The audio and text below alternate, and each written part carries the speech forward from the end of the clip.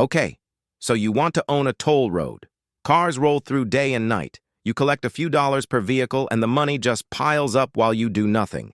Passive income carved into asphalt. Sounds simple. It is not simple. Here's the problem.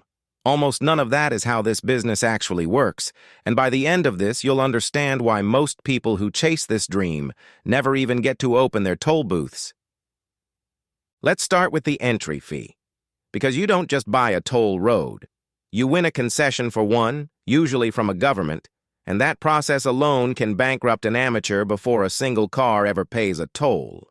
A mid-sized toll road concession, something like a 20-mile stretch connecting two mid-sized cities, typically requires a winning bid between $200 million and $1.5 billion, depending on traffic projections, contract length, and how much competing infrastructure already exists nearby. And that number is just the concession fee. It doesn't include construction, and it doesn't include renovation if you're taking over an aging road. Add engineering studies, traffic modeling reports, environmental impact assessments, geotechnical surveys, and legal fees for the concession agreement itself, and you're looking at another $5 million to $20 million just to qualify to bid. Most operators finance 70 to 80% of the total project cost through infrastructure bonds or bank syndicates, which sounds manageable until you realize what that means for your own cash exposure. Your equity check alone, the money you personally have to put on the table before the banks will even talk to you, can run $60 million to $300 million in cash. And that's before a single toll transaction has ever occurred.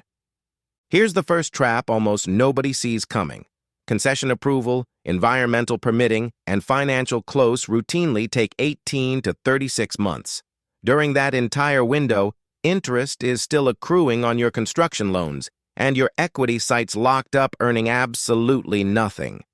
New operators walk into this business expecting toll booths tomorrow. What they actually get is nearly 2 years of paperwork, government hearings, public comment periods, and revised engineering plans before a single dollar of revenue ever touches their bank account. Some concessions fall apart entirely during this window because a change in local government leadership reopens negotiations that were supposedly settled, or because a lawsuit from an environmental group delays construction by another year.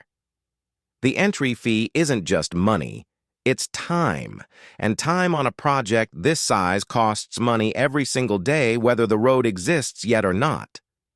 Now let's talk about what happens after you actually open, because the operating bleed on a toll road is unlike almost any other business you could imagine getting into. Whether 10,000 cars cross your road today or 300, certain costs never stop moving. Debt service on that $300 to $900 million construction loan alone can run $40 million to $70 million per year, and that number is locked in regardless of how much traffic actually shows up. Toll collection staff, electronic transponder system maintenance, and back-office billing for violations and unpaid tolls add another $8 million to $15 million annually. Pavement resurfacing, bridge inspections, guardrail replacement, and winter maintenance like snow plowing and de-icing routinely cost $10 million to $25 million a year, depending on climate and how many bridges or overpasses the road includes.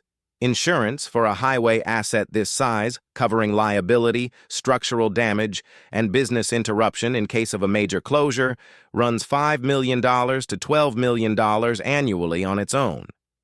Add administrative overhead, executive salaries, government compliance reporting, and audit fees required by your concession agreement, and you can tack on another $5 million to $10 million a year just to keep the lights on in the back office. Here's the economic reality that will define your entire career in this business. Your costs are fixed, but your revenue is not. Traffic can vanish overnight because of a recession, a new free highway built nearby, a global pandemic that keeps people home, or even something as simple as a major employer relocating out of the region. When that happens, your debt payment does not care. It is due on the same schedule whether 45,000 cars crossed your road last month or 20,000. This mismatch between fixed obligations and variable income is the single biggest reason toll road operators go bankrupt, and it has nothing to do with how well the road was built. Here's the part the passive income dream skips entirely, and it's the part that actually explains why this business exists in the first place. A toll road does not sell driving, it sells debt.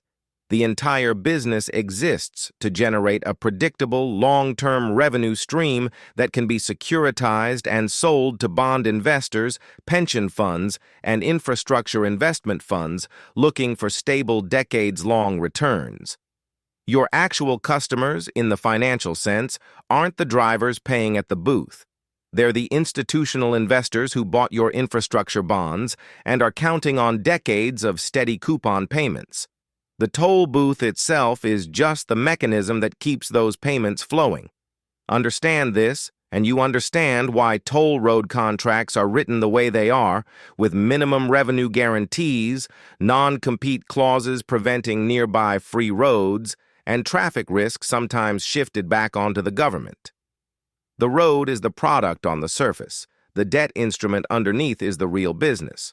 Now let's follow one single toll payment and see how little of it actually reaches you. A driver pays $4.50 to cross your road. Roughly $1.20 of that goes straight to debt service, covering the bonds and bank loans that financed construction in the first place.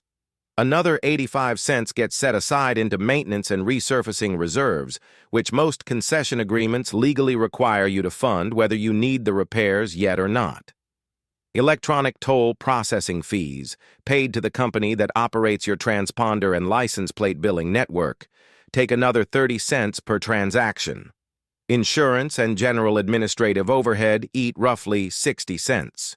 Government oversight fees and revenue sharing clauses, which are extremely common in public-private toll concessions, claim another 45 cents per vehicle. Add it all up and what's actually left for you, the operator, after all of those deductions, is around $1.10 per vehicle, and that's before you've paid a single cent of corporate income tax.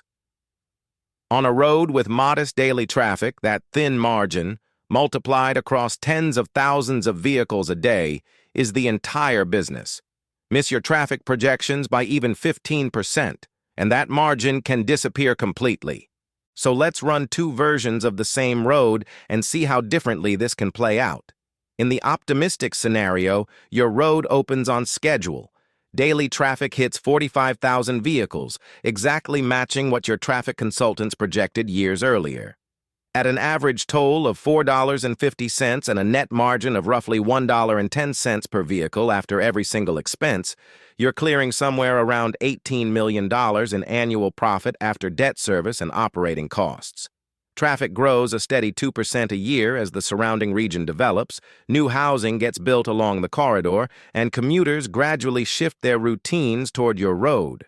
Within 8 years, your equity investors are sitting on an asset that could realistically be refinanced or sold for 2 to 3 times the original investment, because stabilized toll roads with proven traffic histories trade at a significant premium to newly built ones with only projections behind them.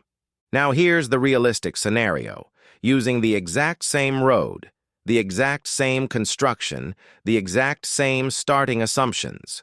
A new state-funded free bypass opens 18 months after your road does, something your original traffic study either missed or underestimated, and it immediately siphons off 20% of your projected traffic. Daily volume settles at 34,000 vehicles instead of the 45,000 you modeled.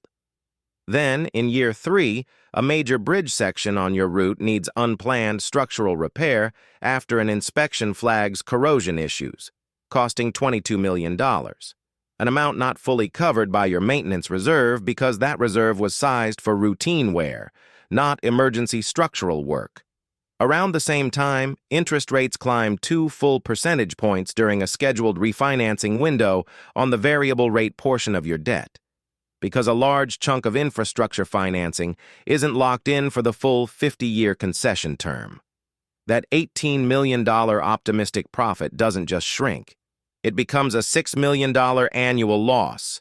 Your equity investors? who thought they were collecting dividends by now, are instead sitting across the table from bondholders, renegotiating covenants and trying to avoid default. The operators who actually survive and thrive in this business long term aren't the ones who built the smoothest asphalt or ran the most efficient toll booths. They're the ones who negotiated the concession contract correctly from day one, locking in fixed-rate debt wherever possible, securing minimum revenue guarantees or traffic risk-sharing clauses from the government partner, building maintenance reserves sized for worst-case structural failures rather than just routine wear, and modeling pessimistic traffic scenarios before they ever signed a single document. A toll road, at the end of the day, isn't really a road at all. It's a 50-year bet on where people will still need to drive, wrapped inside a bond structure that most drivers never think about as they hand over their $4.50. And the fine print, negotiated years before the first car ever crosses, decides who actually wins that bet.